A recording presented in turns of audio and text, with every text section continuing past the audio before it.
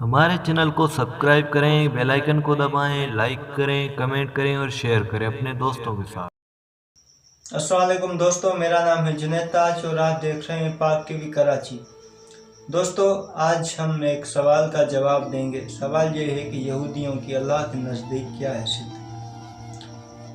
دوستو، سب سے پہلے ہم اس قوم کی تاریخ پہ جاتے ہیں۔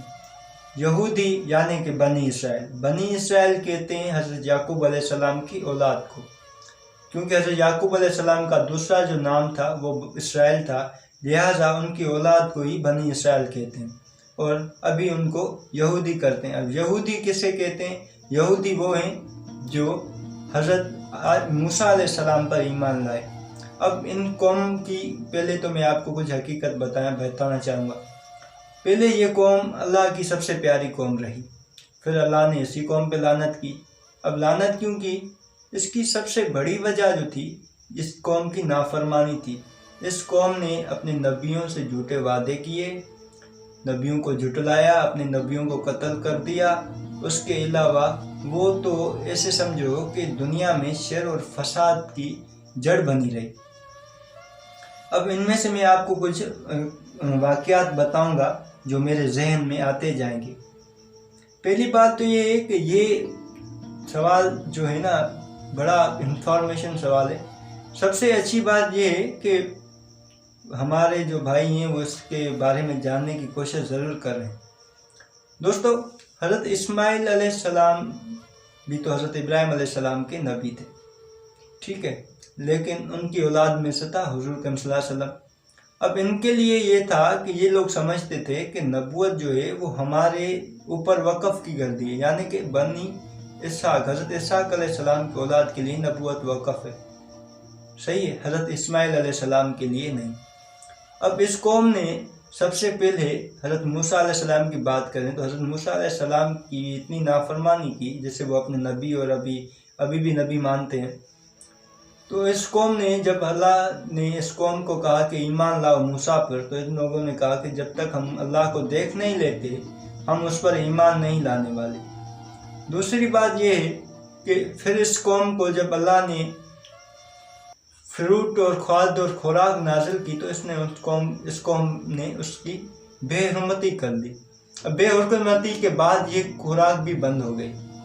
اب اللہ نے ان پر ایک وقت یہ بھی تھا کہ بادلوں کے سایہ کر دیے تھے کہ جہاں سے یہ قوم گزرتی تھی اللہ ان پہ بادلوں کے سایہ کرتا تھا۔ جب حضرت موسیٰ علیہ السلام نے ان سے کہا کہ آؤ اللہ کی راہ میں جہاد کرو تو انہوں نے کہا تھا کہ نہیں بھائی، ہمیں کیا ضرورت پڑی، آپ اللہ کو خود بلاؤ، وہ آ کے لڑے۔ اس قوم کو جب فرعون سے آزادی ملی اور اللہ نے اس قوم کو نیل سے راستہ دیا اور فرعون کو وہیں پہ ڈبایا تو اس قوم کو شکر کے لیے کہا گیا۔ اس قوم نے اس وقت بھی اللہ تعالیٰ کا شکر نہیں کیا بلکہ یہ کہہ کر جھٹلا دیا کہ اللہ نے ہمیں تو کہا ہی نہیں۔ اب دوسرا واقعہ میں بتاؤں کہ حضرت موسیٰ علیہ السلام جب طور سینا پر اللہ کی ملاقات کے لیے 4-5 دن کے لیے گئے تو پیچھے سے ایک آدمی کھڑا ہو گیا، اس نے ایک بچڑا پیش کیا، اس بچڑے کے پیٹ میں اس نے ایک تند لگائی ہوئی تھی جو ہوا کے گزرنے کے بعد آواز دیتی تھی۔ اب وہ آ کے کہنے لگا کہ یہ دیکھو، یہ جو ہے یہ وہ تمہارا خدا ہے جس کی پوجا موسیٰ بھی کرتا ہے۔ اب یہ قوم جو تھی، جو اب دنیا میں اب تو اپنے آپ کو کہتی ہے کہ اللہ تعالیٰ نے صرف ہمیں ہی پیدا کیا ہے، باقی سب تو ہمارے آگے کچھ بھی نہیں، یہ اتنی ماضی میں چالاک تھی یا بیوقوف کہا کرتے ہیں، کیونکہ بیوقوف اور چالاک میں یہ ہوتا ہے کہ چالاک جو ہے وہ کسی کی بات کو جلدی سنتا نہیں اور بیوقوف سن کر بھی عمل نہیں کرتا، ٹھیک ہے، یہ دونوں چیزیں واضح ہو گئی۔ پھر ان لوگوں نے کیا کیا کہ حضرت موسیٰ علیہ السلام کی اس بات پہ یقین نہیں کیا بلکہ اس بچڑے پر ایمان لے آئے اور اسے اپنا خدا ماننا شروع کر دیا۔ اس کے بعد یہ قوم حضرت موسیٰ علیہ السلام سے بھی وعدہ کر کے یعنی کہ مکر گئی۔ اس قوم نے کیا کیا کہ حضرت موسیٰ علیہ السلام کے بھائی پر بھی ایمان نہیں لائے، جسے حضرت موسیٰ علیہ السلام وہاں پہ چھوڑ کے گئے تھے کہ جب تک میں واپس نہیں آ جاتا تمہیں یہاں سے ہلنا نہیں۔ اب وہ بھائی بھی حضرت موسیٰ کے پاس چلا آیا کہ بھائی، ہماری قوم یا آپ کی قوم تو ان बछड़े की जो है ना परवरिश करने और इसकी पूजा करने में लगी हुई है खुदा को छोड़कर। जब हज़रत मूसा आए और उन्होंने उनके अल्लाह के मौजज़े दिखाए, फिर जाके वो कौम फिर राह रास्त पे आए।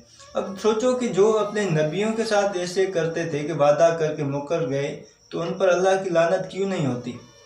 अब दूसरी बात ये है कि मैंने ये आपको बतानी थी लेकिन अगली वीडियो में, लेकिन ये वीडियो थोड़ी बड़ी हो गई है, तो इस वीडियो में मैं आपको ज़रूर बता देता हूँ। इस कौम का एक ये था कि जब तक हम अल्लाह को देख नहीं लेते हम उस पर ईमान नहीं लाएंगे। अब इस कौम के कुछ और कारनामे मैं आपको ज़रूर बताऊंगा। हज़रत ईसा अलैहिस्सलाम को कत्ल करवाने में सबसे बड़ा हाथ यहूदियों का यानी कि बनी इसराइल का ही था। अब आने वाले वक्त में तो यहूदी बहुत बढ़ गए हैं, इसका मैं अगली वीडियो में ज़रूर बताऊंगा कि वो यहूदियों में और असल बनी इसराइल में फ़र्क क्या है। हज़रत यहया अलैहिस्सलाम को सर कलम करवाने में इनका हाथ था। यह कहते थे कि पैगंबर ही सिर्फ बनी इसराइल के नाम पर वक़फ़ है, इसलिए वो बनी इस्माइल के नाम को नहीं मानेंगे, यानी उनकी औलाद की नबूवत को नहीं मानेंगे। यहाँ तक कि ये लोग तो कहते थे कि हज़रत जिब्राइल अलैहिस्सलाम ने अल्लाह के पैगाम के लिए गलत बंदा चुन लिया है। अब ये ऐसी कौम भी अगर आज हम पे मुसल्लत हो गई है तो इसकी बता ये है कि हमें इसका माजी पता नहीं और इसकी तारीख पता नहीं। हालांकि ये कौम दुनिया की सबसे बदतरीन कौम है जिसने हर जगह पे इंतशार फैलाया है और सिर्फ साजिशें की हैं।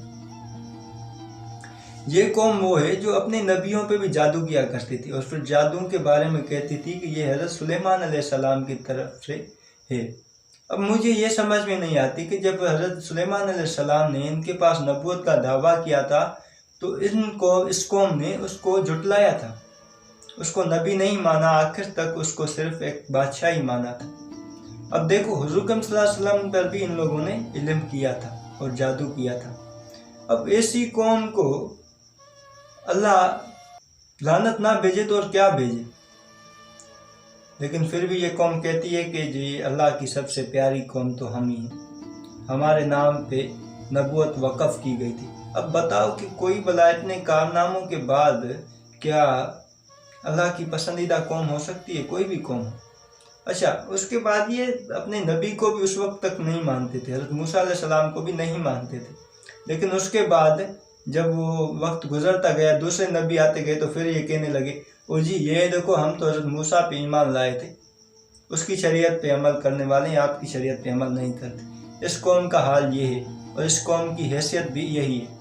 आज हमने सिर्फ इनके कुरान के हिसाब से हक़ाइक़ बयान किए हैं। अगर आपको कोई भी ऐसा सवाल हो जो आपके जहन में आता हो तो आप ज़रूर मुझसे पूछ सकते हैं, चाहे आप मेरे यूट्यूब चैनल पे हों, फेसबुक पे हों, या मेरा यूट्यूब चैनल पे जाके वहाँ पे मेरा व्हाट्सअप नंबर दिया गया है, वहाँ पे जाके आप मुझसे कोई भी सवाल पूछ सकते हो।